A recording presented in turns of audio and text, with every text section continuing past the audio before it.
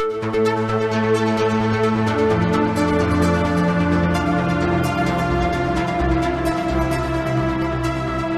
and welcome to the Sensibly Speaking podcast. This is Chris Shelton, the critical thinker at large. As you can see this week, I am joined by Comrade Ivanof. Hello, Ciprian. How are you this week? Здравствуйте, товарищ.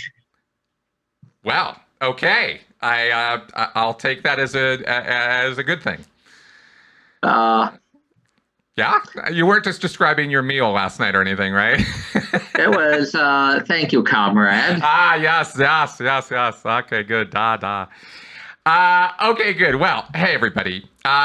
This week, we are continuing our discussion that we started a couple weeks ago about Scientology, about management in Scientology, certainly drawing from my Sea Org experience, where I was a Sea Org manager of Scientology churches for something, like 9 years or 8 years or something, a good long time. And certainly, by the way, an unusually long amount of time for anyone to be in a single position in Scientology and in the Sea Org. It's a very musical chairs operation where people are transferred around a lot. That itself is a source of management stress and problems, but that's not what we're going to cover today. Ciprian and I are having a meeting of the minds. He has given me a list of things that we are discussing that are you could say stress-related topics or pressure points that exist within the Scientology world and perhaps others as well, because these turn into mechanisms of control, ways of manipulating and controlling people. And that's kind of the angle we're taking in discussing this stuff. We talked about loyalty in our first episode because that's rather fundamental and key to the whole thing. It's what keeps everything in place. But now we're going to move on to maybe some more specific aspects of management and executive abuse. So, Ciprian, do you have anything you'd like to comment on before we enter into the fray of the specifics of this week?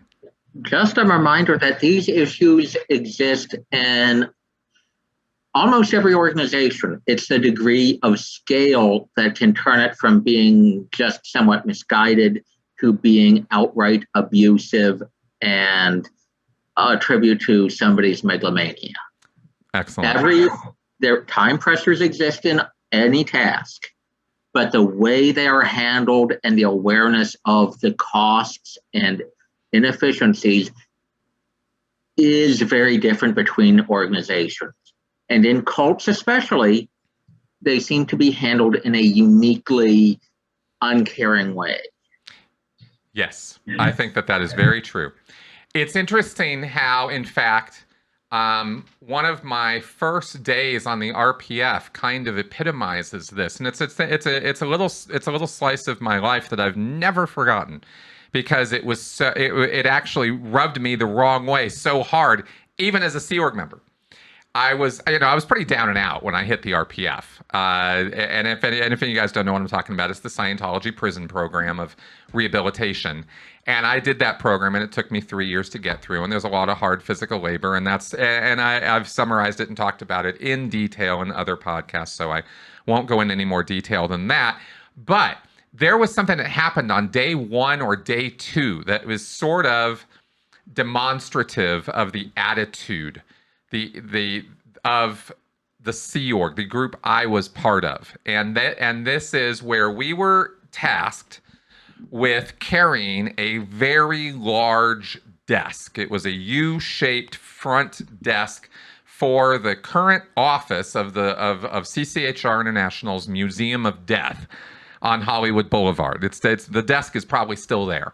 Well, we had to haul this thing down 3 flights of stairs because it was built up in a mill, which was up on the 3rd floor.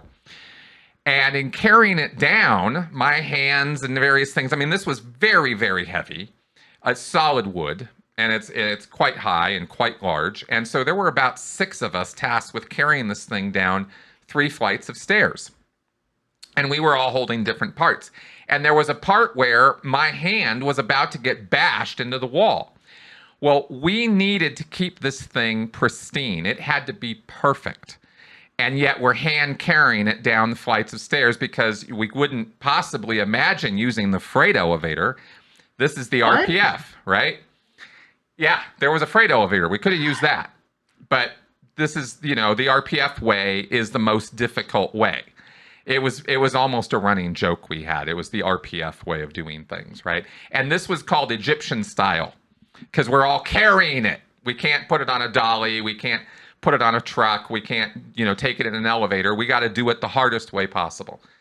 And I'm told specifically at one point when I'm afraid that my hand is about to get crushed by this thing because it was heavy enough to do that, better your hand than the desk. Right? It doesn't sound like much, but in that moment when I was faced with a broken hand, and unfortunately it didn't bash against the wall. I thought it was going to, and I was a millisecond away from taking my hand away, but somehow we kept it from doing that. But I was about to get my hand broken, and I was told by another Sea Org member who was looking right at me, better that than this desk has something bad happen to it. You don't want to see what happens if that were to happen. That's how I was talked to. And I thought to myself... Okay, so it was an actual threat, not just a encouragement. Yeah, I've always remembered that because it was a real light bulb moment for me of, oh my God, I'm in something really bad. Like I've really landed in the wrong place, right? Maybe it doesn't sound like much now, but in the moment, I understand the attitude. Yeah, in the moment, it was alarming. Because it was very much communicated. Of course, I didn't matter. My well-being didn't matter. This desk was way more important than I was ever going to be. And I'd like to point out a lot of people use "you don't matter" as hyperbole, but there are situations in which that is literally true. That's right. And this was one of those cases, right? When you're on the RPF, it's like being an untouchable in the Hindu caste system. It's really, I mean that. I mean, it really is like that. It's bottom rung. You are the lowest. You are the scum of the earth. And you're specifically dangerous to be in contact with. Exactly. That's right. And really you're just lucky to still be here, Now, apparently the RPF is no longer a thing. And because of our exposure about it, and I had another podcast with Aaron Smith-Levin that you guys will see that if you haven't already, that we'll talk about that. Okay, but this time we're going to talk first about sleep deprivation. This is something that the Sea Org is famous for. I have said a few times, I've let y'all know that there was a period of, I think it was 4 or 5 days where I slept about 3 hours total in that 5-day period. We were on what was called an evolution, or a sort of a sudden emergency situation that had to be dealt with. They would call this an evolution. I don't know where that terminology comes from. That's from the Navy. Is it from the military? And I don't even know if we were using the word properly, but within the Sea Org context, an evolution was a sudden, oh my God, everybody hands on deck, we're all working on this thing and we're going to get it done. And it was it was manning up, it was getting personnel for an organization on the big blue base of buildings. And so we were all up for all hours of the night and day for days on end, some people were getting vitamin shots in their asses. I wasn't, but some people were. And not that was supposed to necessarily, not that necessarily does anything, but at the time it was thought this would help you, B complex vitamin shots or something. And this was the first time I ever drank any espresso. God, I hated that stuff. Just to try to stay awake, But I actually started hallucinating. It was bad. It was really, really bad. I've never really encountered anything quite like that experience. And it was just sort of take it in stride. Every time I would sit down at a desk where other people were in the room and we were reviewing personnel files or information about people, if you started nodding off, the rest of the people in the room were like shouting at you, wake up, it's not okay, out ethics, kind of thing. Nobody was interested in, compassion in that moment. It was just about, we got to get this done. And it took us 5 days of work to do it. That was the longest stretch I've ever had personally. So that's an example of what goes on in the Sea Org. One of many, by the way. It just happens to be the worst one that happened to me. I had seen and heard of other examples of people being kept up for days on end, selling, making money, etc. But what is the ordinary work schedule like? Is it you can reliably get 8 hours of sleep? Is it you're lucky to get 6 hours? Is it you'll struggle to get 4 hours? It's interesting. It's a mixed bag, okay? And this is the thing about talking about this that is so wild, because there's a set schedule in which you have 7 to 8 hours of sleep time, right? The Sea Org schedule that I lived on was that we were up and at muster in the morning. I believe it was at 8:30 or 8:45. So that means you had to have gotten up, showered, dressed, had breakfast, and report in a line. The whole organization shows up, gets in lines. It's kind of like in the military when you see them in boot camp lining up in lines. It looks like that. And we would have to all report, that we were all present and accounted for. And then we go to work, and we have a half hour for lunch. We have a half hour for dinner. There are no breaks in the schedule. There's no 15-minute cigarette break or time off or anything like that. So you go and you get started and you're going to work. And half-hour lunch, half-hour dinner. And then you secure in the evening. On schedule, it was, I think, 11 to 11:15, something like that was secure time. And then you were supposed to go to bed, and that's ostensibly you had from 11:15, let's say 11:30 until 8:45 was your time to get sleep and chill and get ready for your next day. But what often happened, I'd say on a routine weekly basis, was there was at least 1 or 2 nights out of the week, if not more, where you would be kept over until 1, 2, even 3 in the morning, having to deal with some personnel demand or sudden, what was called a flap, an emergency, a sudden unpredicted for emergency was a flap. Oh my God, it's a flap. And then you had to deal with that flap. And however long it took and however many people had to be thrown at it, that's how it was going to be dealt with. And the kind of flaps we're talking about were really arbitrary orders being issued to us. It wasn't like something in the real world happened. Sometimes, like an organization would fall short on its rent payments, and suddenly it got a notice that it was going to get evicted. That would be an external flap that we would understandably need to drop everything and deal with, because this church is about to get kicked out of its building. Still doesn't really call for us to be all up until 4 in the morning dealing with it, but at least you could kind of understand how that might be a problem. But I'm also talking about flaps like, okay, the quota for the GI, the gross income, hasn't been met yet by the base, and we've got this $1 million target, and nobody's going to bed until it's met. Things like that. That was also just as routine. So this would cause this sleep deprivation, because it's not like if you were up until 4 or 5 dealing with the flap that you got to sleep in the next day. You had to be a senior executive in order to be able to have sleep in time. And nobody I ever knew was that senior of an executive, right? So, I mean, I'm talking about maybe 2 or 3 people on the base who could get away with that. So the rest of us schleps, had to be at muster in the morning, and if we weren't accounted for, somebody was going to come roust us. And I both received and gave that punishment, that kind of treatment over the years.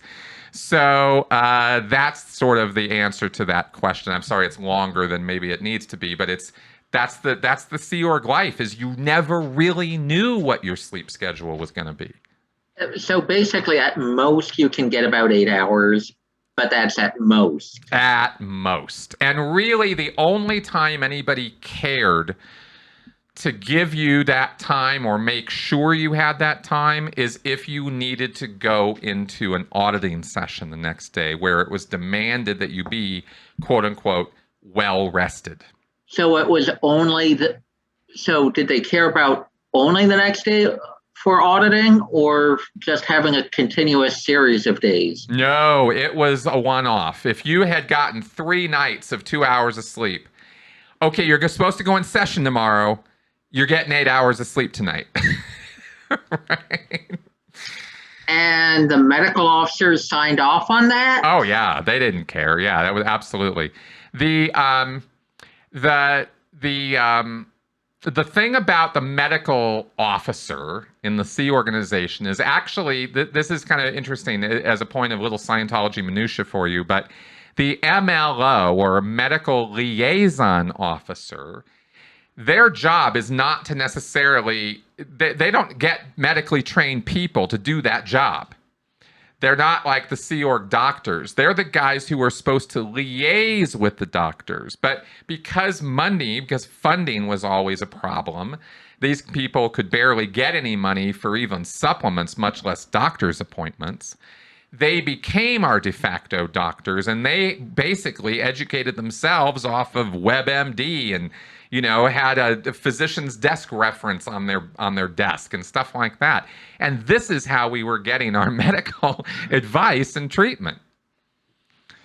So, and of course, this is a Sea Org member, so they're biased in the direction of the Sea Org and the Sea Org schedule and the Sea Org lifestyle. They're not doctors who are like, what the hell are you doing to yourself? And they then sometimes, and let me be clear, because I don't want to paint the MLOs as uncaring automatons. Often they were really feeling so conflicted about the demands of the Sea Org lifestyle and the physical conditions of the people that they had to deal with, especially when it came to senior citizens. Because there are people in the Sea Org who are way over 60, 70 years old, and they're still being demanded to do these schedules. And of course, there's a certain point where your body just stops. And then you have to have a special schedule, a reduced schedule. This was really only the case for chronically, really seriously ill people or senior citizens, where we would get these special schedules. I was never on a special schedule, for example. And neither were anybody that I was, in my age bracket or anybody I was really connected with. So it was a very rare thing. And these MLOs were the people who would have to fight for that kind of thing. So it was a culture of abuse at a level where you almost started taking a perverse kind of pride in surviving it, in living through it, and because you just didn't really feel like you had any choice. I can understand pride in surviving a tough situation, but that's a really inefficient situation. Yeah, it is. It's a very inefficient situation. Now, in fact, we already know, scientifically speaking, and I don't need to read to the audience here from studies on this, but I mean, I'll link to them.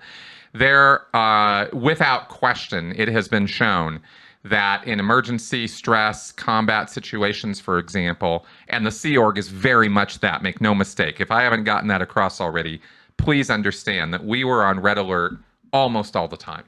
That's the Sea Org culture. So in that kind of environment, the effectiveness, your cognitive effectiveness, your physical effectiveness just reduces by 25% every 24 hours that you're not getting any sleep, or getting broken up sleep even is part of the research on this. It's not even like you can get broken sleep and somehow deal with it. No, that's actually just as bad. You need solid, uninterrupted sleep. And this was not something that I actually really knew when I was a Sea Org member. I thought, in fact, exactly the opposite. I thought I was the one who was running my body, and my body wasn't the one who was in charge. And if I told my body to do stuff, I expected it to just comply. And I was, needless to say, very, very wrong about that attitude. There's a big difference between short-term compliance and long-term effects. Yes, exactly. Because you can push your body for a while, as Army Rangers and others going through intensive courses do. Sleep deprivation is part of the experience. Yep. but it's also recognizing your body's breaking down. That's exactly right. And I think we could be clear about the fact that when it's done in a military training environment, you have a number of safety protocols and personnel in place who are watching you like a hawk. I mean, at least in SEAL training, I know this is true, that they are really paying attention to how you're doing. Even though you might not be aware of how much they're paying attention to you, they are, because your safety is still their number one concern. Even though they've been through the process, and they know what sleep deprivation is like, and they've seen accidents before, and the people observing you are more alert than you are. Exactly. And as a training exercise, you go into that fully informed. You know what you're going to do in the BUDS training before you go in there. It's not any secret. And you, of course, volunteer for it. I mean, the people who do this kind of thing, and whether we're talking SEAL training or Special Forces or, SAS or any of this, all of this, sleep deprivation is always a component of their training, because it's a very realistic possibility that from time to time during their operations, they might not get a full night's sleep, and they're going to have to deal with that.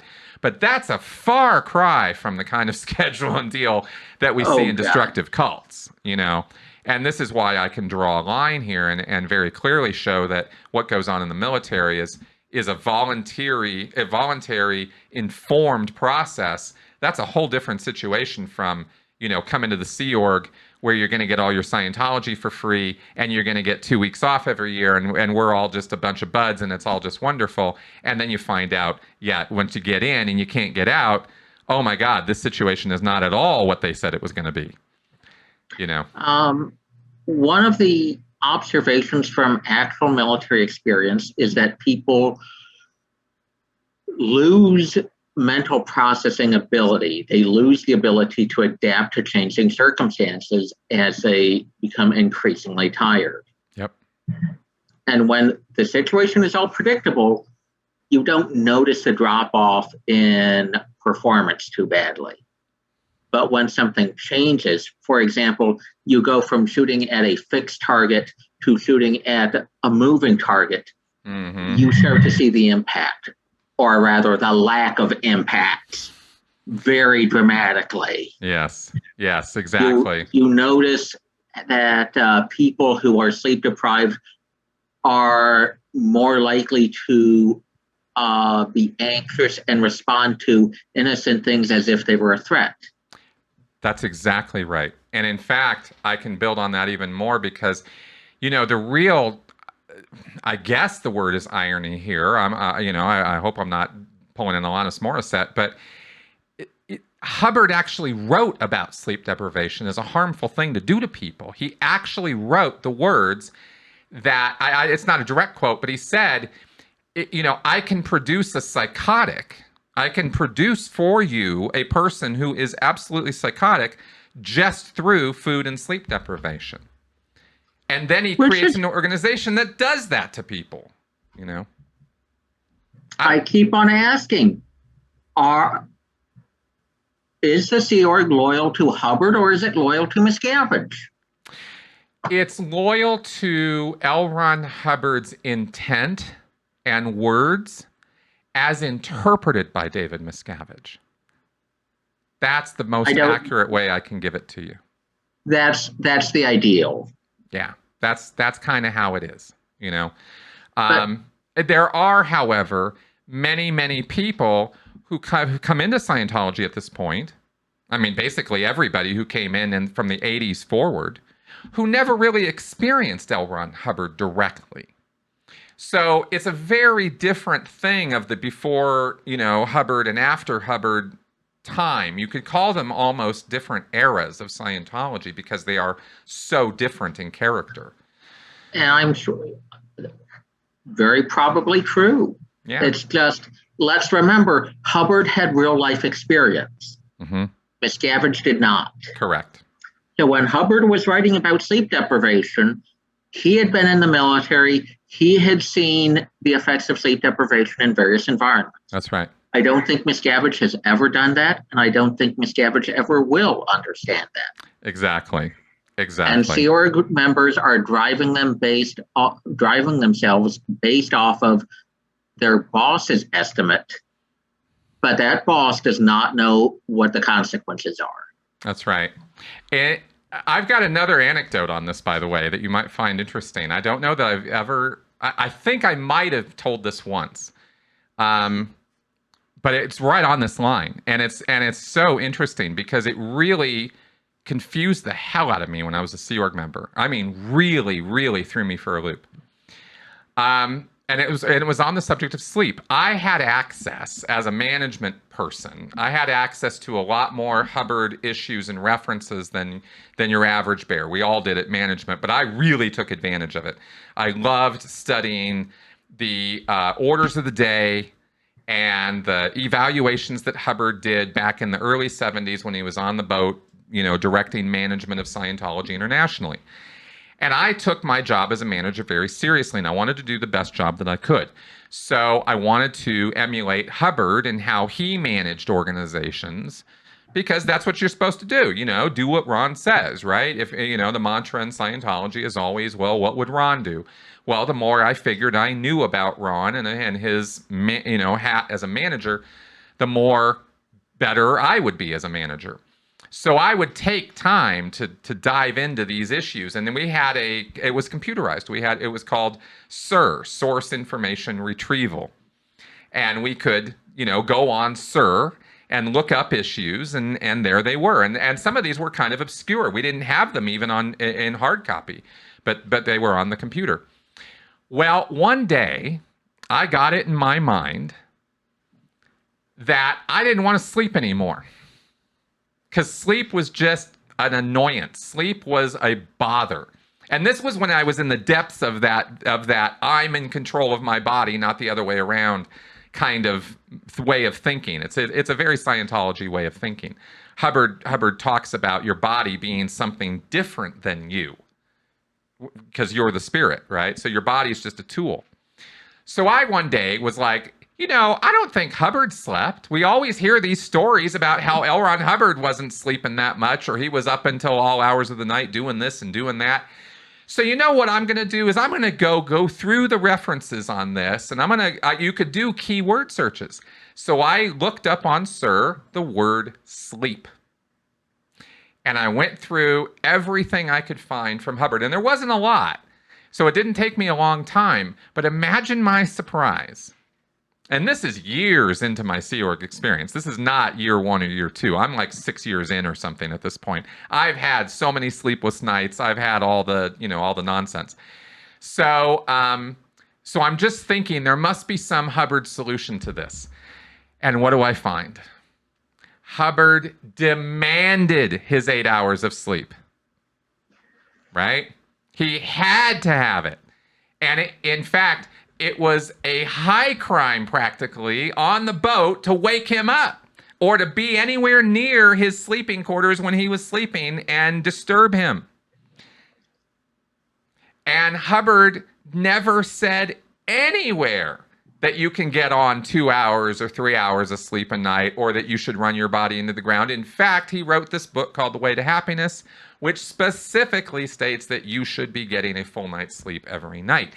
And I just about fell out of my chair because I could not resolve the real world reality of my life with what I was reading about how Hubbard demanded that we get sleep. And he would castigate his own crew for staying up late, but he never once ordered them not to do it, if you get my drift. I mean, that kind of depends on whether his subordinates were ordering them to keep on working late. They were. Because that's been a constant tension in at least with the military, has been the very top ranks know that people are being worked too late, but the people below want to show results. Correct. They try to keep people up longer. Yep.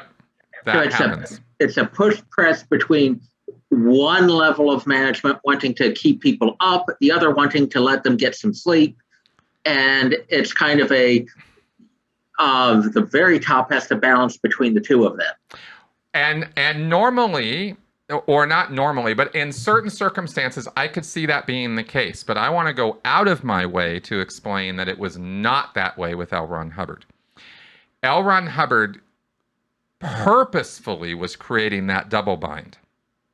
Because when I said he never ordered people, to go to bed or to be on schedule, what I meant there is that the way Hubbard would deal with things, and I saw this pattern recur over and over again, is a situation would happen. He, as the head guy, orders it be handled, knowing full well and in advance that heads are going to roll, people are going to go to the RPF, lower conditions are going to be assigned, people are not going to be sleeping for days on end, complying with handling this sudden emergency, whatever it is. He knows all that's going to happen. It's on his boat. I mean, it's not like this is even in the world. This is on a boat. It's a very tiny world. Then, after it's all handled, he comes in with the commendations and the, oh, good job, everybody, but I didn't tell you to stay up all night. You shouldn't be doing that. That's not right. That's out ethics. You guys got to be getting more sleep. Why doesn't anybody around here make sure these guys are getting more sleep? And what's with this food, too? People aren't getting any good food around here. See, so he was pushing people to get stuff done, but he was playing the nice captain when all the work was over. Exactly. And I didn't know you guys weren't asleep. What is this? I didn't know all these people were being sent to the RPA. Like he'd try to play this latter-day savior of coming in, after all the damage has been done and going, oh, I didn't know this was happening. And, oh, well, let's fix this and fix this and fix this, right? This is one, it's trauma bonding, as we've talked about many, many times on my show at this point.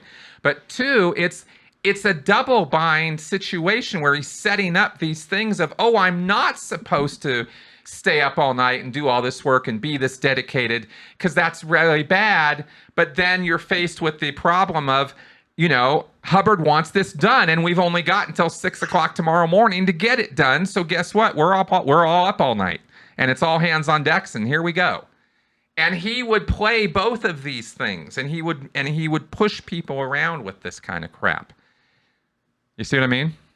I do. Yeah. Oh, it was. I mean, it's actually so crafty because in the moment that it's happening, you don't really see it for what it is. You have to step back and see the pattern before you actually get it. Because when you're in it, it's a trauma bonding situation. Like it inures you to him. It sticks you to him. It makes you think he's actually the savior figure that he presents himself as when he is not. He is the abuser all the time.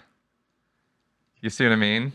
He had the power over the schedule to ensure people got to sleep. Absolutely. Anytime he wanted. But he didn't use it. And then he comes in after the fact and says, oh, you shouldn't be doing this. But he's already gaining from all this slave work that he's gotten out of you, and then he tells you shouldn't be doing it. You see what I mean? And then the next one rolls around, and it's the same drill all over again. And part of the way that works is probably that people who are sleep deprived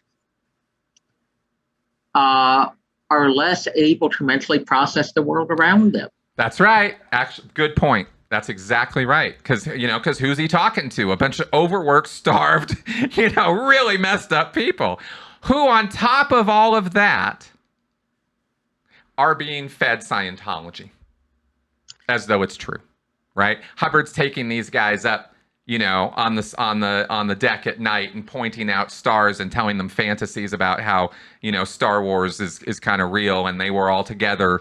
And these are, again, a bunch of sleep deprived, food deprived, really, it's not good. So that's the motley crew that was on the ship under Hubbard directly. Well, I read about this and I read Hubbard's writings that, sleep is important. You got to get sleep, And I'm now, we're fast forwarding, 20, 30 years later. And I am sitting there in the basement of the FOLO, the Flag Operations Liaison Office, not getting sleep, leading a not fun life, and thinking to myself, well, fuck, we're violating Hubbard's writings. Like, there's no part of this staying up late all the time thing that Hubbard said to do, but we're doing it. Why are we? And I could never get that resolved, and certainly not from my position in the hierarchy. I was in no position to query or question or do anything to change it. And one of the temptations is always to push people for a few days because, look, you can get a marginal increase in productivity by keeping people awake. Yep. But people lose their long-term perspective. Exactly. And it's not just keeping people awake is going to result in that marginal increase that you can continue. You can't continue it. Exactly. But you can if you're willing to literally destroy people in the process. There was a guy. Not even. Well, artillerymen are some of the best subjects for studying sleep deprivation because, one, they're in the military, so it's kind of hard to say no. Yep. Two, the tasks they have to do are pretty objectively measured. You have the artillery, you have shooting a round out of a gun, and that's pretty scientifically measurable. You can measure the rates of errors. It's not kind of a guesswork of, okay, this guy reacted in a way that I guess is right. No, you can measure it. Sure. Was it on the right trajectory? Did it have the right mills? Did it have the right charge? Was it the right shell? All that is measurable. Mm-hmm. So when things go wrong, you can easily mark that as something that went wrong. So what happens when you take an artillery unit and have one part of it get 8 hours of sleep, another part get 6 hours of sleep, another part of it get 4 hours of sleep? Right. And do it for 4 weeks. Right. I'm pretty sure the accuracy graph goes down with the group that's not getting enough sleep. Yes. Yeah. So that's where we get the 25% measurement. Yeah. Well, the one chart I saw was that the 4 hours of sleep over 24 days group got about 15% accuracy. Okay. Good. That is scary when you're dealing with high explosives.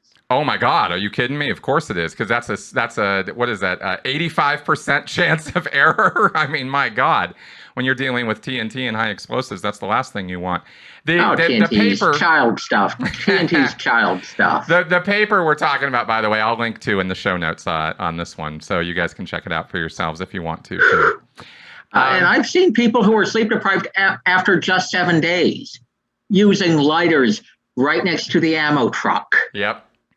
Yep, I get it. I'm going to say, when you're an artilleryman, fire bad. Yeah, exactly. Well, I'll tell you another anecdote from my Sea Org experience was a guy who was over in the Dissemination Bureau, and he was up for, I think, 4 straight days. I mean, he looked like death warmed over. I was seriously concerned about him physically, watching him on day 3. And he was just in the zone. I mean, he just was like, I gotta get this done. And he was in his office 24/7. I mean, he might leave to go get some food and come back. And it was just this, he was the only guy who could do it, and it had to get done, and there was this strict time, and he just about killed himself, literally. I'm not exaggerating. I hate using these hyperbolic words. I believe you. They've measured soldiers after field training exercises. There are hormonal changes. Yep. That is the blood-borne chemical transmitters change in the body, lower levels of testosterone and other things.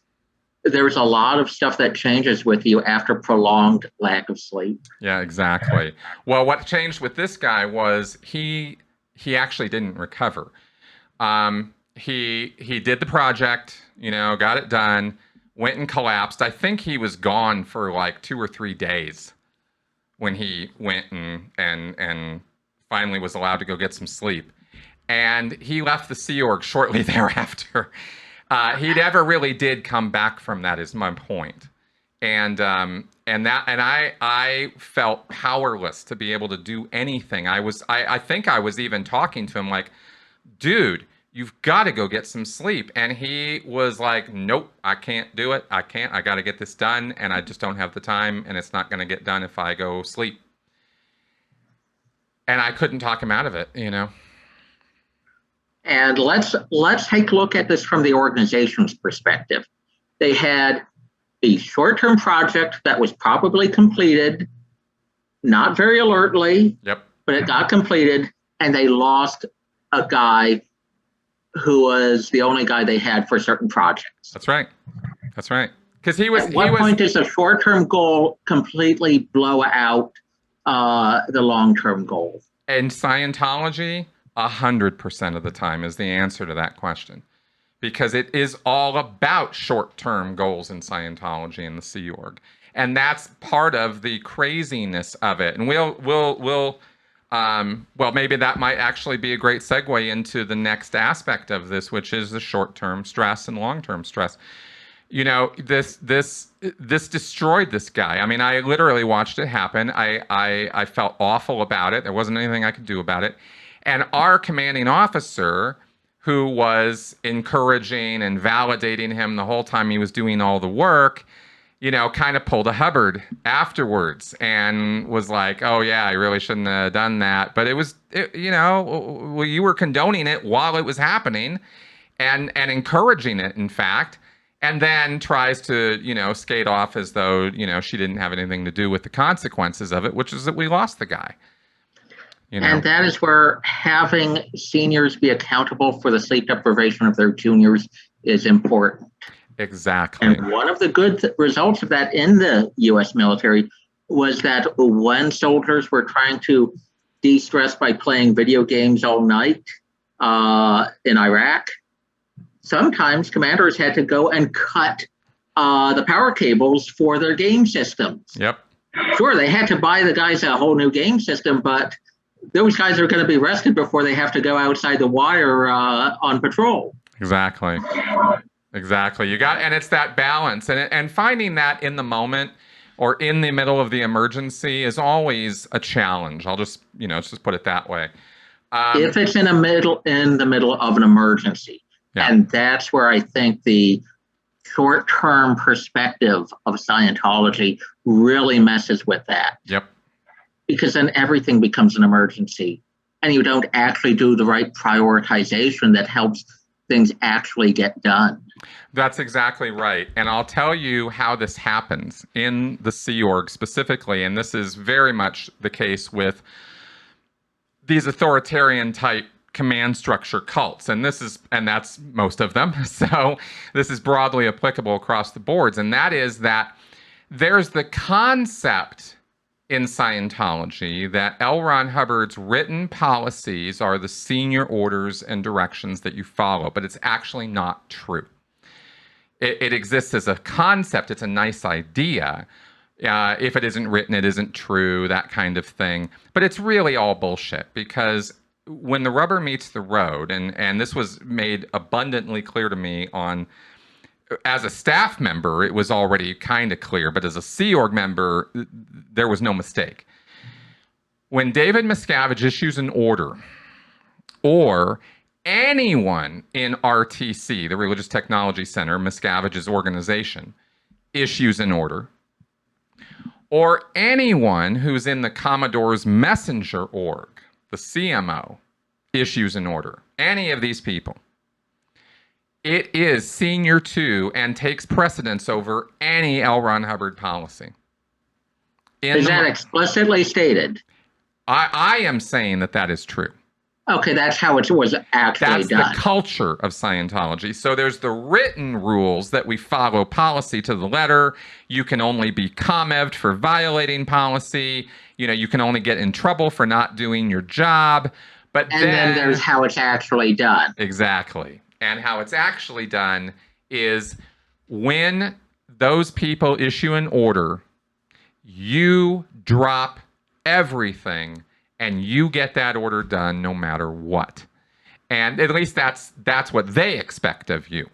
Now, few and far between, a Sea Org member, a lower, ranking Sea Org member, let's say, will have it in them to take Hubbard seriously and say, no, I'm not going to do that because L. Ron Hubbard says, this is my job, this is what the policy says, this is what I need to do.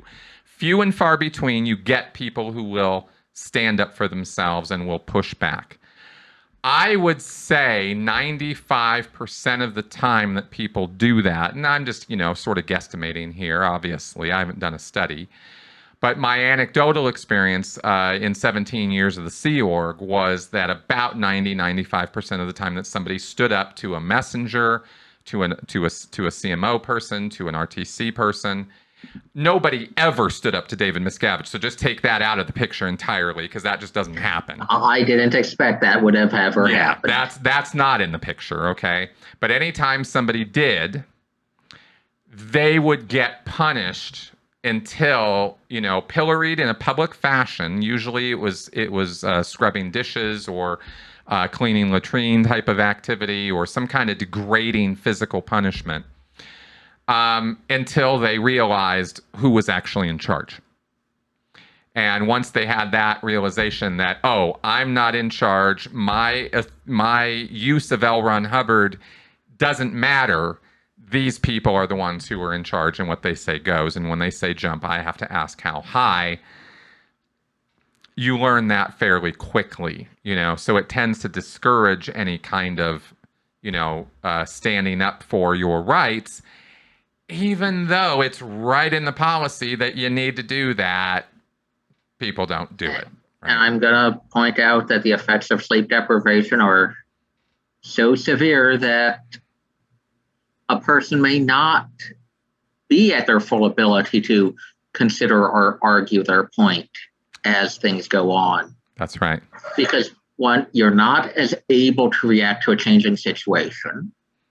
You don't have as much energy to continue your normal tasks.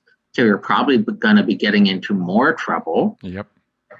And you're more likely to hallucinate. And let's remember, hallucinations aren't just, you have some strange psychiatric condition. No.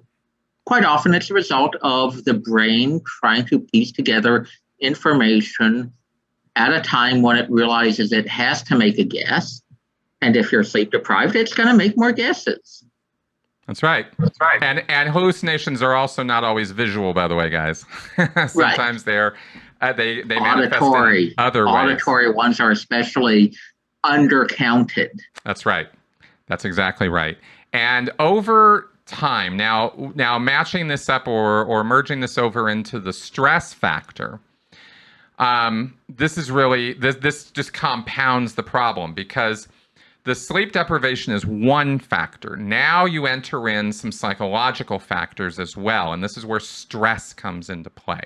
And we can talk maybe about short-term stress to start with. And there's a definition from one of these papers that I thought really seemed to hit the nail on the head for me when I was reading it, and I wanted to share it with everybody.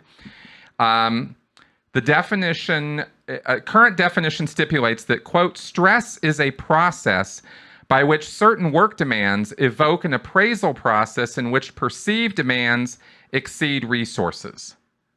Perceived demands exceed resources and result in undesirable physiological, emotional, cognitive, and social changes. Okay, so the key part there is demand exceeding resources. You're stressing because there's some demand, whether it's internal or external, that you can't meet it. You don't have the money, time, resources, energy, whatever, to deal with it. And so the reaction or response that we have to that crazy feeling, bzz sound that comes on in your head, and that, this is how it manifests for me at least, You know, the kind of the world is sort of shaking and you can't control it and you want to, and you can't control yourself and you want to, because these demands that are on your head are so intense and so important, and yet you can't meet those demands. That's the day-to-day life of a Sea Org member, you know? And over time, that evokes, you know, terrible consequences for you physically, because you're overstraining your physiology, your brain's and the resources. system is designed to evoke that. That's right. In that stats are calculated weekly. Bingo. And you have to be showing improved stats every week. That's right. That's right. And that's that kind of times crunch. You know, when they say make $1 million and you're a large international organization, or you have resources that span the Western United States, you go, okay, we can pull that off. And then it's no, it's not make $1 million. It's make $1 million in a week. And suddenly everything's gone to hell. And because if you pull it off by sacrificing all sorts of stuff, like keeping your people awake for 4 days, yep, of persuading smaller parishioners, of alienating some of the bigger donors, and you do it. And they say, great, do that or better next week. Exactly. And you can't. You're going to burn stuff out that way. That's right. And I realized that, by the way, while I was there. This was one of the nails in the coffin along the path of me getting the hell out of there, was realizing after about, I mean, I'm a slow learner though. Okay, so I'm going to tell you straight up, I was not smart about any of this. And it took me about 7 years, okay, before I started really burning out as a manager, as a Sea Org manager. And it was 8 years before I finally walked out the back door one night and didn't come back for 3 days and, you know, let everybody know I'm fucking done with this.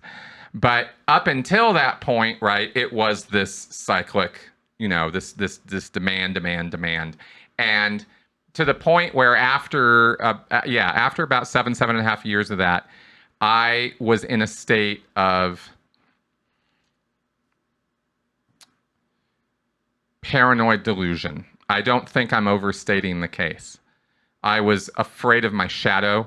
I was on pins and needles in a way that I can't even describe anymore. It's hard to remember how intense it was. But I've never felt closer to actual insanity than that end period of time where I was in this incredibly stressful situation for months at a time. And that's the effect of too much of it, you know. Total control by arbitrary decision makers tends to create an insanity producing effect. Yeah, exactly. And if I hadn't lived it, I might agree and understand academically. Yes, that sounds all good, and that's very, very correct.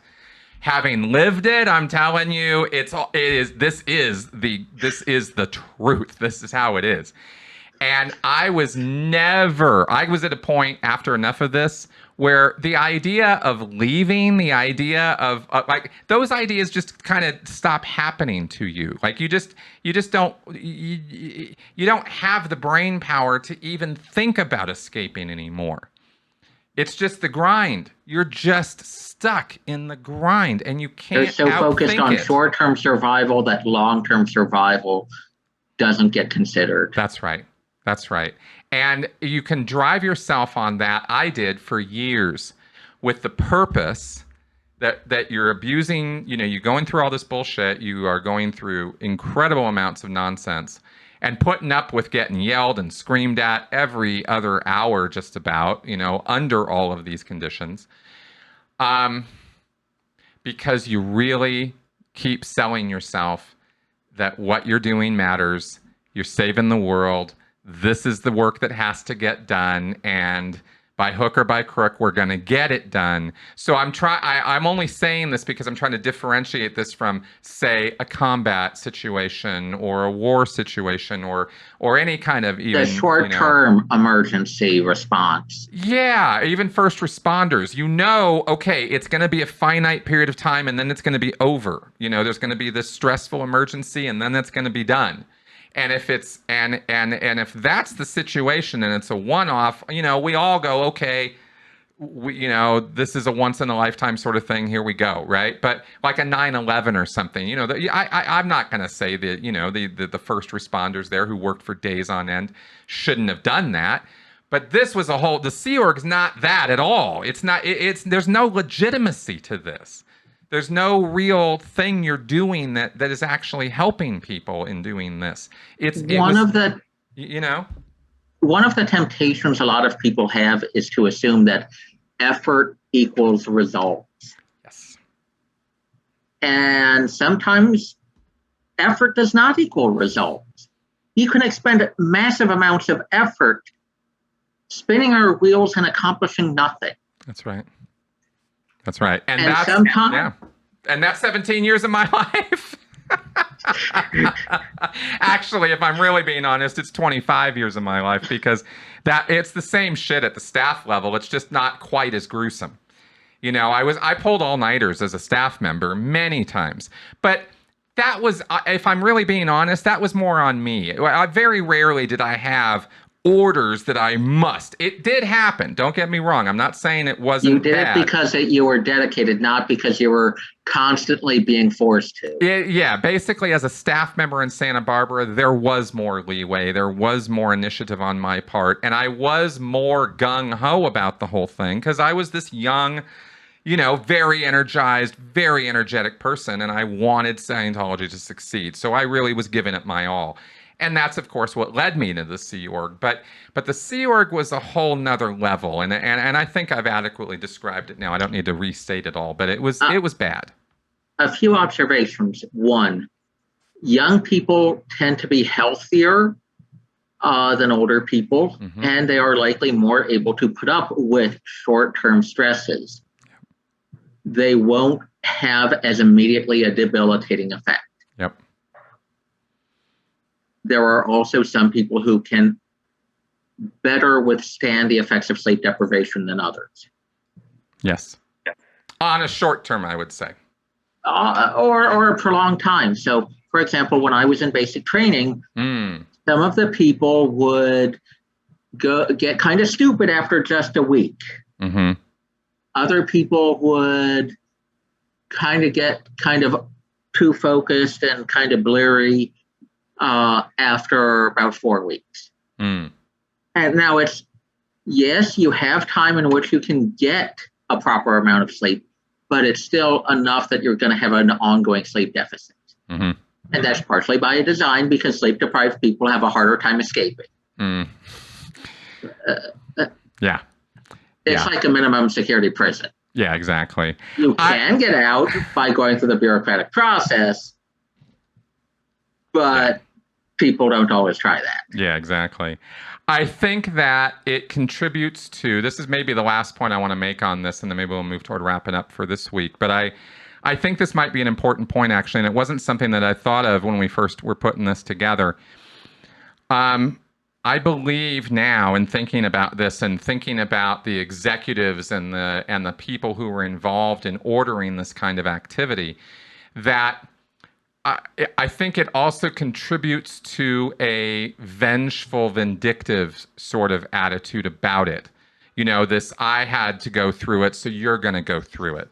Even when it's not necessary. Aspect. Yes. Over long periods of time, though. So it's not just a hazing ritual. It becomes a chronic hazing ritual, you could say, right? Where this level of the caste system gets to rain terror down on the lower level, and the lower level isn't aware of the fact that that level is also having terror rain down on them by the next higher level until you get up to Miscavige, where he's the one who's actually causing all of it.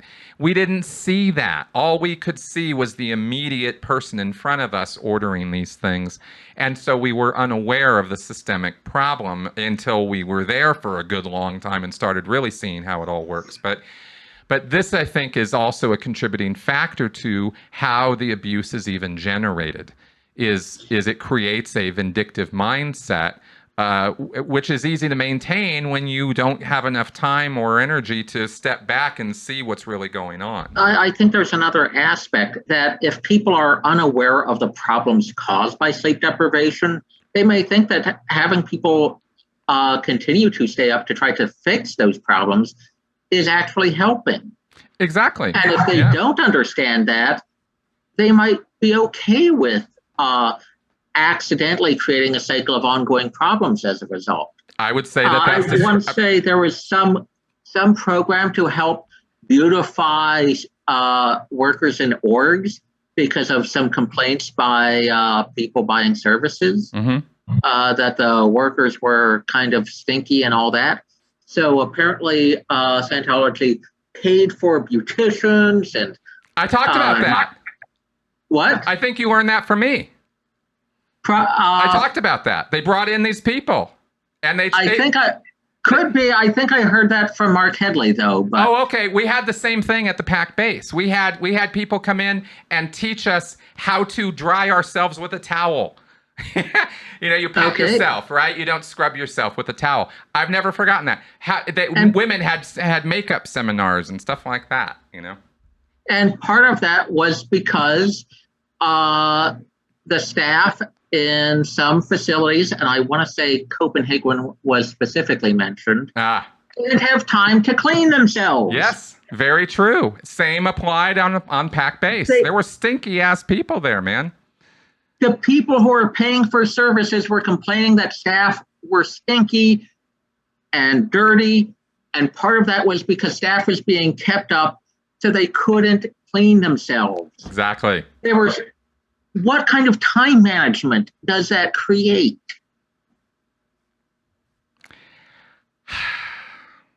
It's a problem created entirely by the drive to push people too far. Exactly. It's by design. If I haven't, for the audience, if I haven't been clear yet, all of this is by design. This is purposeful. They mean to do this to their followers, to their members. It's the kind of thing that makes David Miscavige and L. Ron Hubbard happy. Doing this to people is what makes them happy and gives them satisfaction. That's the opposite world of the destructive cult mentality.